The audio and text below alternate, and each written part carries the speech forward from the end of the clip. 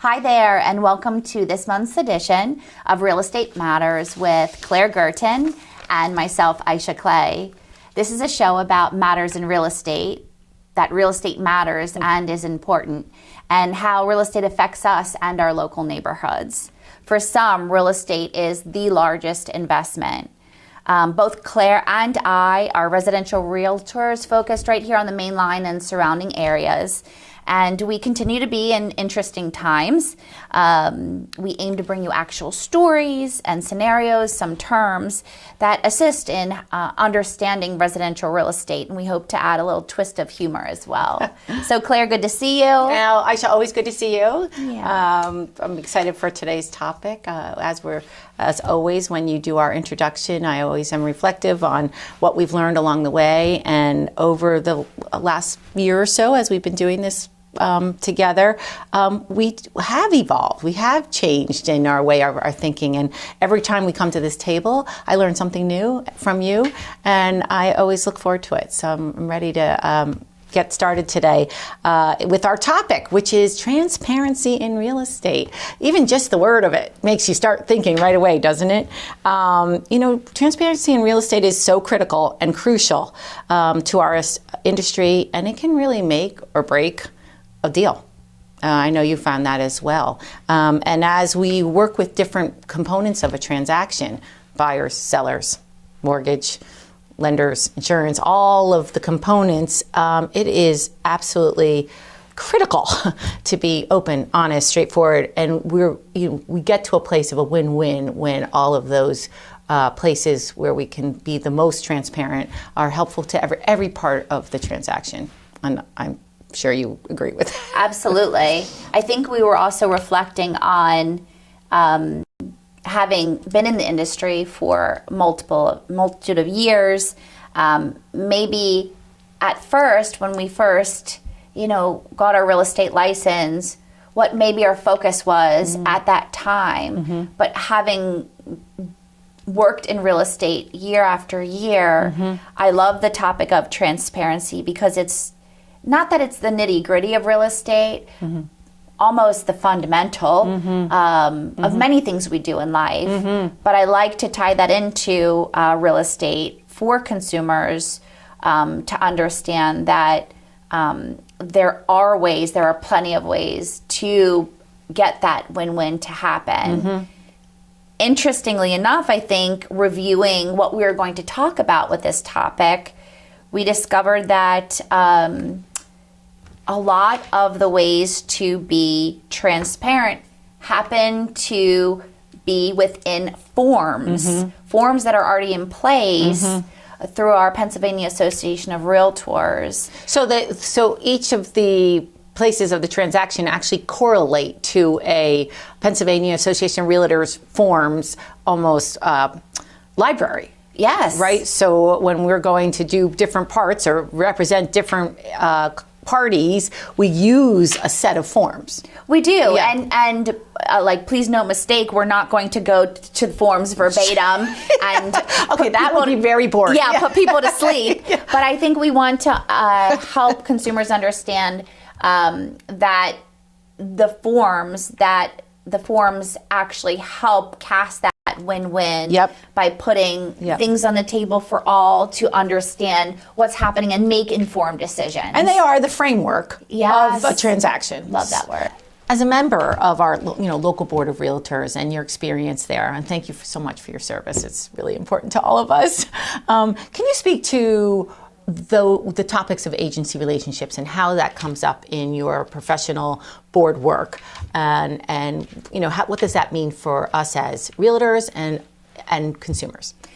Yeah, thank you for that, and my pleasure being on the board. Definitely opens your eyes to really what happens behind the scenes. So speaking of that is, as many of us are transacting, working on behalf of our buyer, seller, landlord, tenant, there are another, focused group of realtors who are working behind the scenes to help always improve and enlighten our profession and what we do day in, day out. they're amending forms and disclosures for our behalf so that we can keep the most transparent as possible and always keep a win-win mindset. And raise the standard of the profession. That's what I love to, as long as I've been doing it, every year gets more professional, more, it really raises the standards, which is excellent for all of us. I agree. And one disclosure that's been around for as long as I've known is something called the consumer notice. And we can give it verbally, in writing, both. And it just describes to a consumer, the different types of the options that they have, what type of relationship they want to have with someone with a real estate license, whether it be the landlord, whether it be the tenant, the seller. And then kind of moving from that, it can be more in depth. Once the consumer knows what the choices are, then the consumer can move to working with a realtor and kind of... You said something important there. What you're saying is that through that disclosure, the consumer notice, it outlines choice for all buyers and sellers and who you want to work with and what that looks like. Yeah, for sure. I find that to be the kind of the central disclosure in our industry. Yeah, it is one of the top ones that we should always lead with. Yep. And then kind of getting more in detailed, there's the buyer agency form and I'll call it the listing agency forms, representing a buyer, representing a seller. I'll use those. Those then go ahead and detail out maybe the duration of the time that you're working with the realtor as a consumer, what the fees might look like, how those fees are paid. I would say those are probably the top two pieces to those forms, but they are much more in depth when we're talking about seller and buyer. So compensation seems to be one of the biggest pieces that continues to evolve, especially in times like today. Okay. When you're presenting this to your sellers and buyers, which is a question out there, I think sometimes consumers don't know to ask the questions. They just go on what they hear. What is it that how do you help buyers and sellers both know that these terms are negotiable? How do you present that? Oh, that's a good question. I mean, fortunately, the form does say they're negotiable. And I think sometimes the best way to talk about that topic is to go through scenarios, like what scenarios we're seeing in today's market, to say, hey, we might see this scenario, and let's talk about that. We might see this scenario. How does that sit with you? So to talk about like current day happenings might help give the consumer some like definitiveness and, that makes sense, or tell me more about that. Right. And then what to expect. That's how I go about it, is when I'm speaking to them, I'm like, this is what's happening right now in the market. This is a typical commission rate. This is a typical contract period time, 6 months, 12 months. This is what we're seeing. And then, but you get to help choose and work together as agent and consumer to come to a place that works for both of you. For sure. And maybe it's also a time to say, let's just try out our relationship sometimes. And not everyone's going to let's date. Let's date. Let's not get married yet.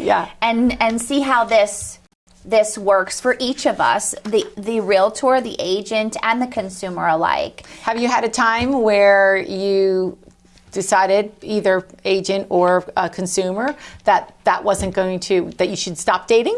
Not many times, but it's happened a time or two. Yeah. And can you give an example of a time that may have happened? It's happened to me. Yeah, well, I think maybe one of the stories we talked about before, where the client and we just weren't aligned with our thinking, how we wanted to lay out details to the consumers to list the house. Yes, and the client, and I thought it was just me, wasn't being direct, was asking for something to be something physical, to be looked over, covered up, and that just doesn't work in my book. That doesn't work. In fact, if somebody asked me that, I would then go out of my way, probably I'd want to point it out more so, or bring more light to it. Say more about that, because I completely agree, is it's in the best interest of that seller and the buyer to say, okay, I mean, I actually have had it, I can remember a time where there was a tarantula and there was a light that was, so we went and looked at the house. Warming the bug. Warming the the arachnid. Yeah, the arachnid. And when we came for the walkthrough, that light had been left on the floor in a different place. So we saw the arachnid when we came through, but it was covered up with the carpet. And then when we came through, so we were on the other side of that, there was a burn mark on the floor. Now, that was unfortunate, and it didn't make the buyers feel good. And I remember the buyers saying, that would have been nice to have had at least been disclosed, because then you would have still bought the house, right? So in that case, it really is helpful to say, hey, we have this in the house, right? And that little small defect wasn't going to make or break the deal, but it made and slightly broke the feeling about the deal. Oh yeah, I like that feeling part, and understood. So again, tying it back to forms and transparency. Right, yeah. Yeah, this is a good segue into the seller's disclosure, which is another super important. And as Claire and I were talking about disclosures, it just hits home that it's not one-sided. The disclosures are so two-sided. Yeah. And like the disclosure, that's a form that a seller fills out in most cases when they're selling a property in Pennsylvania. And it's a form that's designed, I think, to assist a home seller as guidelines, as kind of like a memory trigger. Yep. As if you don't know, go find out trigger. Give some examples, like what kind of ampage you have. Yeah, who knows that? I know that. What kind of roof it is. Sure. Yeah, how old the hot water heater is, and all of those. That. What kind of plumbing do you have? Right. I don't know what kind might be, Right. And you can, with the aid of a realtor, a contractor, you can help identify those things. It's not challenging. If the home was sold in the past couple of years, you can pull the old disclosure as a frame of reference to help with your new disclosure. And say more about why it's good for both parties. Oh yeah, the disclosure, I think it's a great guideline for home seller on what needs to be shared with a home buyer, present day and past happenings in a home, even if something has already been handled, right, and you've moved on, it's still something to share. It could have queued an insurance claim that is helpful to the buyer to know. So the history, literally the history of the story of the property is very useful for both sellers who are trying to say, these are the things that we've really done to improve the home. These are the things that we wish we would have done to improve the home. You can put that there too. And then for buyers to understand what made them do the things that they did and how they took care of it, and gives them a better picture and story of how to take care of it. I think you made a good point. And I love the word story around the seller's disclosure, because that form is not just used to shed light on defects, but it can also be strategically used to show what the seller has done to take care of the home. Yep. Oh, the HVAC systems from 2022. Yeah. Awesome. That's Brand a new. great selling point. Right. And I think if that form didn't exist, some home sellers would probably have forgotten that, or not realize that it is a great selling feature, right? Maybe not and especially in this super swift market. So oftentimes we don't have a lot of inventory. People are getting in through the weekend and making offers right away. That's when you really got to dig into that seller's disclosure, because you don't have a lot of time to say, let's go back to the house. Let's go and look at the... Great point. So the seller's disclosure becomes even more important for the seller as well. Absolutely. The form doesn't have a ton of open space to write full stories or full Sometimes you paragraphs. can connect. You can say see attached. Absolutely. And so sometimes statements are brief on that form, and it is so easy to reference back and say, hey seller, hey listing agent, what did you mean by that? Or I didn't see a date, or how long of a duration did that go on for? Just, dive a little deeper on some of those pieces. And usually people are more than willing, sellers are more than willing to comply for more information on something. I do love that form so much.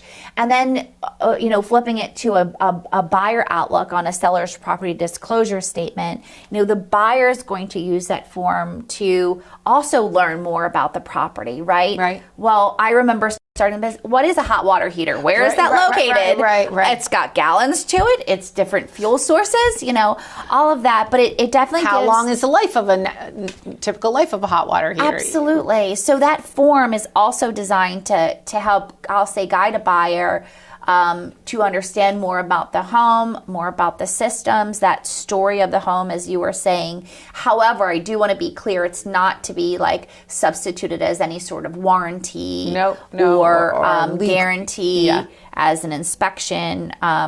So just to be sure. But that's such a great disclosure form that we use, I think, each and every day. I as we're talking, it reminded me of a situation that I had.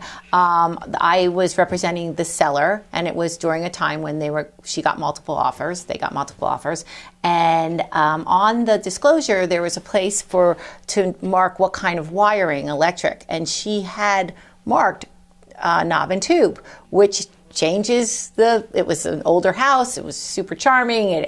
And people came through quickly and made an offer. And when it came down to, and they did have an inspection, that they found some knob and tube, which they weren't expecting, because they didn't actually look, and they could quickly go back to the seller's disclosure, and right there was, yes, she was aware that there was knob and tube. So you used it as like a reference point. Well, it was helpful because, yes, it was disclosed.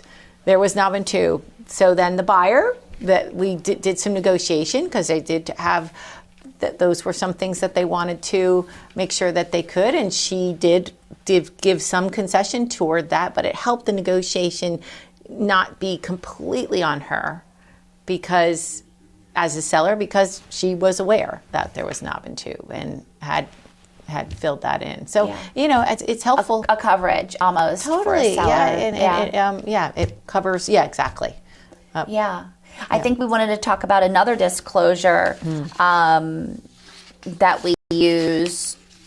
Very important. And it can, I've learned this form, this disclosure is not used in all of Pennsylvania. Right? You're right? Yes. Yeah. Right. Can you share that form's name?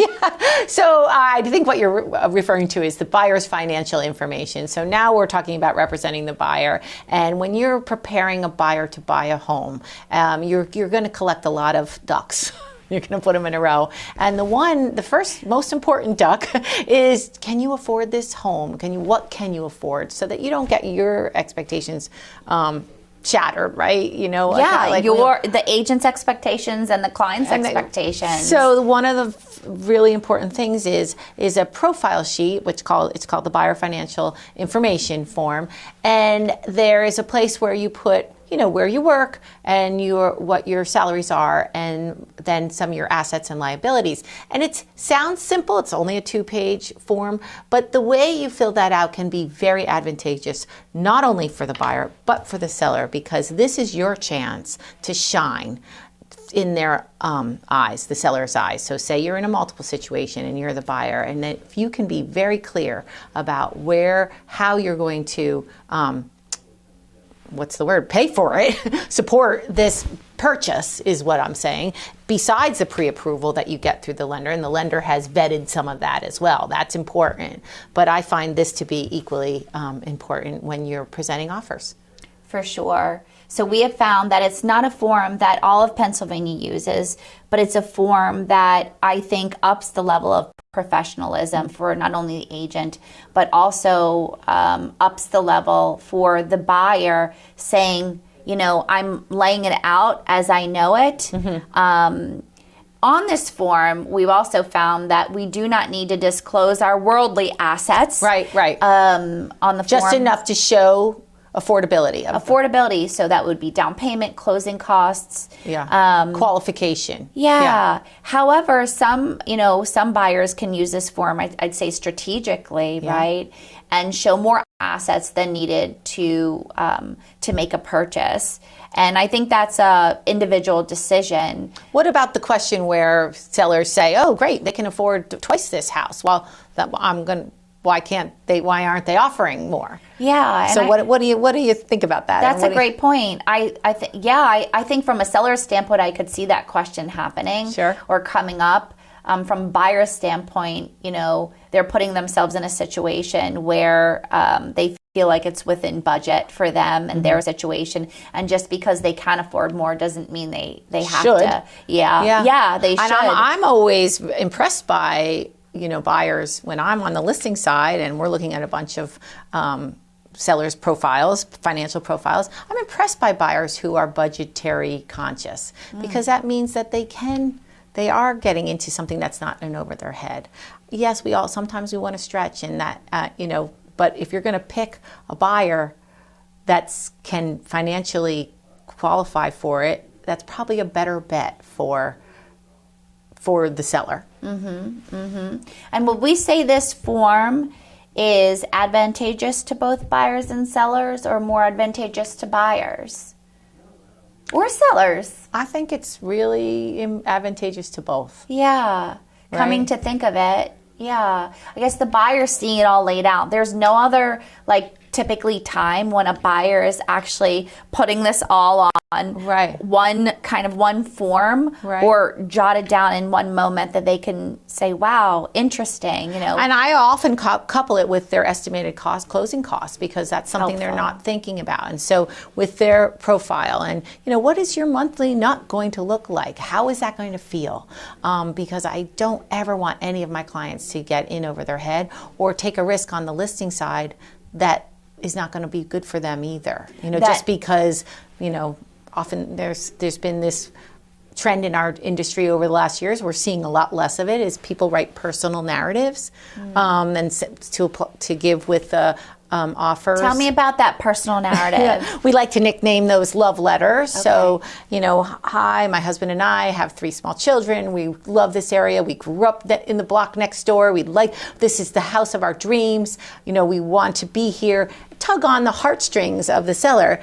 And sometimes that has worked, and there's been some conversation on fair housing, if that's really appropriate. So we're seeing moving away from that. So what I would say to buyers who do have that strong, we want them to know, is this is your place to shine, where you're not going to get into fair housing problems. You're really going to show you're here. Now, if you want to say to the agent in a cover letter, this is a young family who lived on the next block, that kind of information can help, but you really do want to focus on your qualifications, your financial qualifications to buy this house and then live in this house and pay your mortgage and etc. That's how I've been talking those conversations. Yeah, versus a seller choosing an offer because they really like the sound of the buyer, moving in, and nothing wrong with that, versus actually looking at the factual data, the real information that's going to make a difference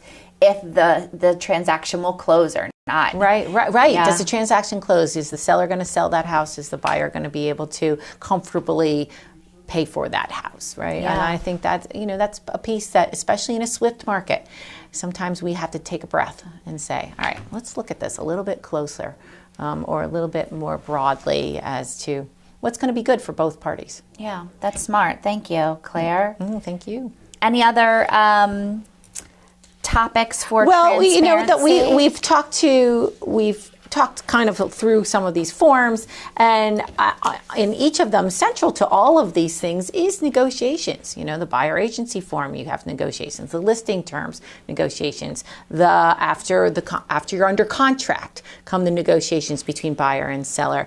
And transparency in negotiations has become over time, for me, really central in helping both sides get to the end, the win-win. Yeah, so thinking about this topic and how transparency and negotiations go hand in hand, my brain wasn't clicking very much until we had more of a substantial conversation about it. So it was hard for me to say, how are our negotiations transparent? How can they be more transparent for all? And there was kind of like the blank behind it, the reasoning behind it, the big question of, why is it? That makes me think of a pretty recent transaction that I've had, where the buyer was a young family and the seller had lived in the property for many years, 40 plus years, and under contract, they were great, good start, and they did an inspection, and what they found in the inspection was mold on a couple floors, and then subsequently, which I've never seen before, the appraiser picked it up as well, which became kind of the central focus. Yes, they need a soil pipe. There was a couple other things, but these buyers, this became their central focus. We have a young baby. We're starting off. We want to start off fresh, and as part of that negotiation, we invited the seller and the listing agent to come along with the specialist. We called in a mold specialist to collect as much information as possible so both parties could understand the situation. And that really helped us get to a place where the buyers felt comfortable that was going to be taken care of, and it's actually going to get taken care of, that money's being put aside for that. So that's like it was a great way of being transparent rather than just being like, this is what we're asking for and we're walking if we don't.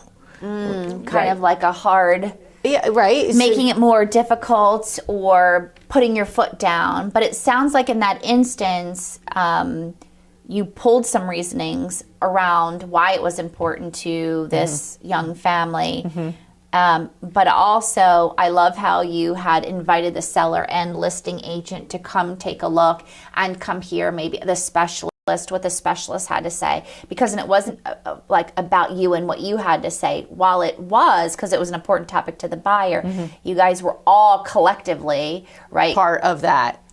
Coming to a place to problem solve, and it was and that we all felt. The seller feels good. The buyers feel good. So it just really helps it get to the table in a better way. Yeah, and also in that example, it sounded like you used the data points from the qualified individuals, right, to have a very collaborative negotiation, collective negotiation. I love that. And interestingly enough, the seller, who hadn't sold a house for 50 years and in this market knew that it was going to go more, and was kind of had this attitude, well, as is.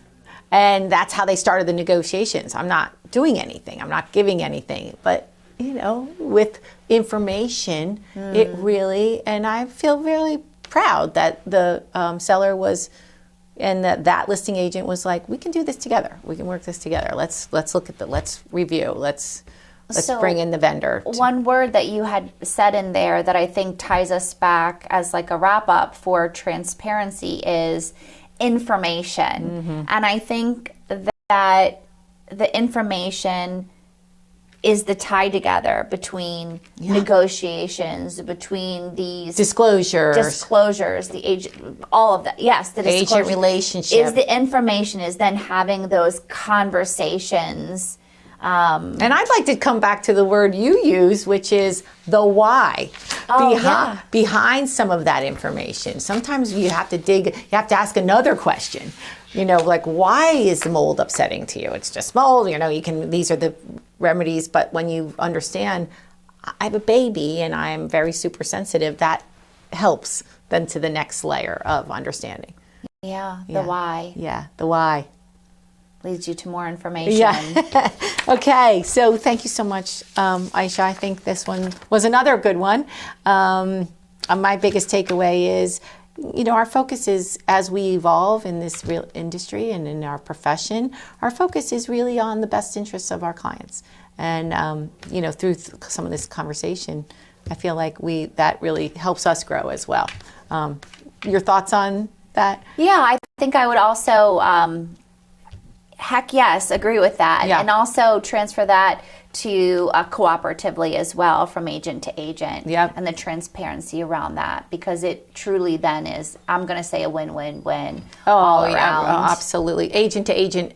Yeah. That is such a good point. That is equally as helpful and to move things forward in a productive way. Yeah, for sure. Thanks again for an awesome topic of transparency in real estate. Yeah. Go out there and be transparent. Thanks.